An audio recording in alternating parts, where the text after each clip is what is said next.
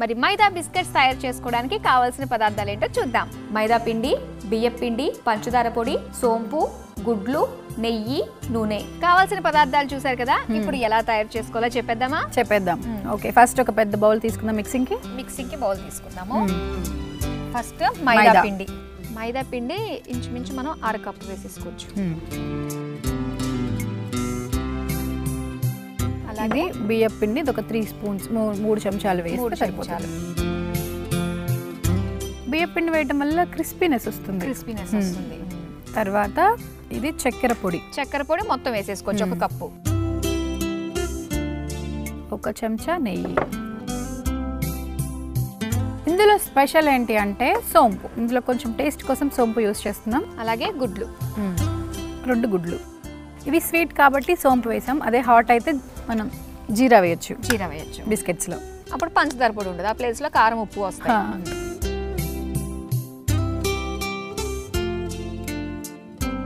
ఇవన్నీ కలిసేటట్టుగా మనం ఈ విధంగా కలుపుకోవాలి.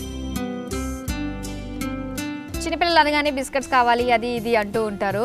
మనం బయట కొని తీసుకొచ్చే బిస్కెట్స్ కంటే చక్కగా ఇంట్లోనే ఈ విధంగా మనం తయారు చేసుకుంటే బాగుంటుంది. పైగా ఎటువంటి మైక్రోవేవ్ అవసరం లేదు, ఏమీ అవసరం లేదు, ఈజీగా మనం తయారు చేసుకోవచ్చు.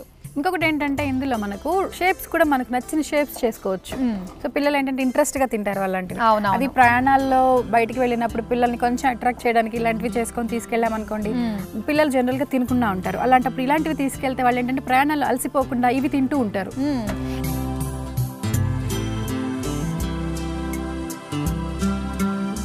స్టవ్ ఆన్ చేసేస్తాను. ఓకే, సో మనం పిండి అంతా కూడా ఇలా ఉండల్లాగా చేసి పెట్టేసుకున్నాం కదా, బాగా కలిపేసుకొని డీప్ ఫ్రైకి నూనె పెట్టేసాము. ఇప్పుడు ఏంటంటే ఇవి కొంచెం దళసరిగా చపాతీలాగా ఒత్తుకోవాలి. నేను చేసేస్తాను. అక్కడ ఉంది.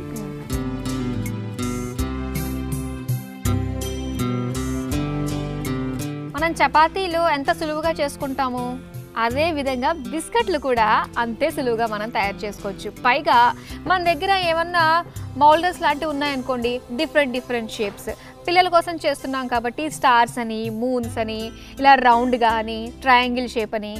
దీంతో ఏంటంటే మనం విజ్ఞానం వినోదం 2 కూడా వస్తుందన్నమాట పిల్లల విషయంలో. ఎందుకంటే షేప్స్ అన్నీ వాళ్ళకి షేప్స్ పలానా షేప్ ఇలా ఉంటుందని చెప్పేసి అలవాటు చేస్తున్నట్టు, అలాగే వాళ్ళు తింటున్నట్టు. అటు అమ్మకి ఏంటంటే కడుపు నిండుతూ ఉంటుంది, అలాగే పిల్లాడికి విజ్ఞానం కూడా పెంపొందుతుందనే చెప్పుకోవాలి. అంతే కదా? అంతే. సో మౌల్డ్స్ లేని వాళ్ళు ఏం చేయొచ్చు అంటే చాక్ తోటి కట్ చేసుకోవచ్చు, లేదంటే గ్లాసెస్ ఉంటాయి కదా ఎడ్జెస్ షార్ప్గా ఉన్నవి, వాటితోటి ఇలా చేసేసుకోవచ్చు, క్యాప్స్ తోటి చేసుకోవచ్చు. సో మన దగ్గర మౌల్డ్ ఉందా, దీని మీద ఇలా అంటే మనకు వేస్ట్ అవ్వకుండా ఎడ్జెస్ నుంచి చేసుకుంటూ వస్తే వేస్ట్ అవ్వదు. అది కూడా కరెక్ట్ షేప్ ఉంటుంది. ఇలాంటివి ఏమన్నా చేయడంలో పిల్లలు కూడా ముందు ఉంటారనే చెప్పాలి కదా.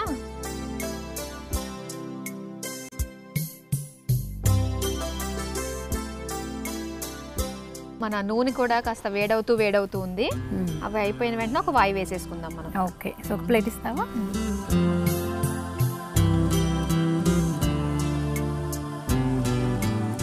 కానీ భలే వచ్చాయి, పౌర్ణమి నాటి చందమామల్లాగా బాగా వచ్చాయి. మళ్ళీ అవన్నీ మిగిలిపోయినవన్నీ అందులో కలుపుకొని మళ్ళీ చేసేసుకోవచ్చు. నూనె అయితే వేడెక్కింది, నేను వేసేసాయి, నేను ఇది చేస్తాను.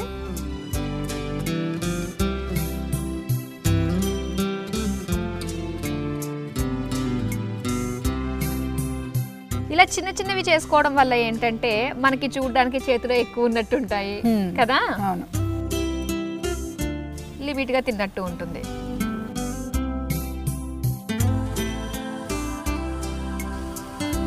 ఇది ఒకేసారి స్వీటు హాట్ 2 చేసుకోవాలి అనుకున్నప్పుడు ముందుగానే మనం ముద్ద కలుపుకుంటాం కదా మైదా పిండి అలాగే బియ్యం పిండిలో, అందులో కొద్దిగా ఉప్పు కారం వేసేసుకుంటే మనకి హాట్ అయిపోతుంది. ఇప్పుడు ఎలాగో మనం స్వీట్ చేసుకుంటున్నాం కాబట్టి అంటే 2 రకాలుగా కూడా మనము ప్రయాణానికి తీసుకెళ్తున్నట్టు కూడా మనకు ఉంటుంది కాస్త ఎక్కువగా.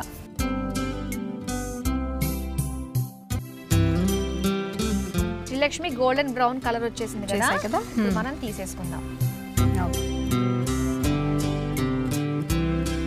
అన్నీ ఒకేలా ఎంత బాగున్నాయి కదా కదా. ఇలా చూస్తే పిల్లలు ఆగరు. పిల్లల కంటే ముందు మనమే తినేసేటట్టున్నాం. మన మైదా బిస్కెట్స్ రెడీ అయిపోయాయి. మైదా బిస్కెట్స్ తయారు చేసుకోవడానికి కావాల్సిన పదార్థాలు: మైదా పిండి, బియ్యం పిండి, పంచదార పొడి, సోంపు, గుడ్లు, నెయ్యి, నూనె.